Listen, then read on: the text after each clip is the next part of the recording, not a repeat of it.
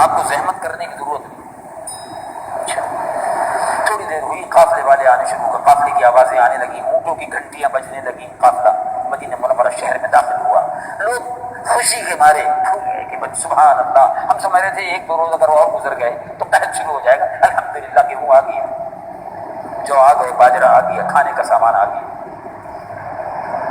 حضرت عثمان غنی رضی اللہ عنہ کے پاس پھر وہ لوگ آئے کہ صاحب جتنی بھی قیمت ہو آپ ہم سے لے لیجیے، اس لیے کہ بیپاری اس فکر میں رہتا ہے کہ کسی طرح سے اس کے جلدی سے پیسے مل جائیں اور دام بڑھ جائیں، روک لیے جائے اور دام بڑھا دیے جائے۔ اور احتکار ہے، غلے کو روکنا، روک کر دام بڑھا دینا، یہ حرام ہے۔ احتکار، حدیث نبوی شریف میں اس کو احتکار کہتے ہیں۔ احتکار کرنے والا مجرم ہے اور احتکار حرام ہے، جنت کی خوشبو سے محروم رہے گا، اس لیے کہ وہ لوگوں کو بھوکا مارنا چاہتا ہے۔ اللہ کے محبوب صلی اللہ علیہ وسلم نے حضرت عثمان کی جو تربیت دی تھی وہ دیکھی۔ اللہ آیا تو وہاں کے سب بیٹھ گئے، صاحب کچھ پیسے کا کچھ نہیں، سامان سودا ہو چکا ہے، ہو چکا سودا۔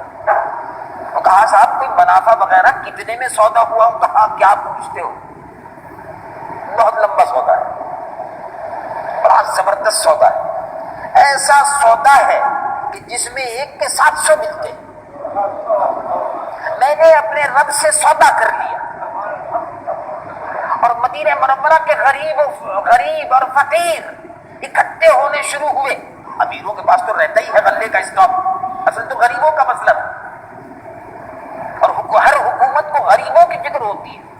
ہمارے یہاں کی طرح سے نہیں ہے، ہر حکومت کو، ہمارے یہاں تو یہ ہے کہ ہر حکومت کو اپنی فکر ہوتی ہے، غریبوں کی فکر نہیں ہوتی۔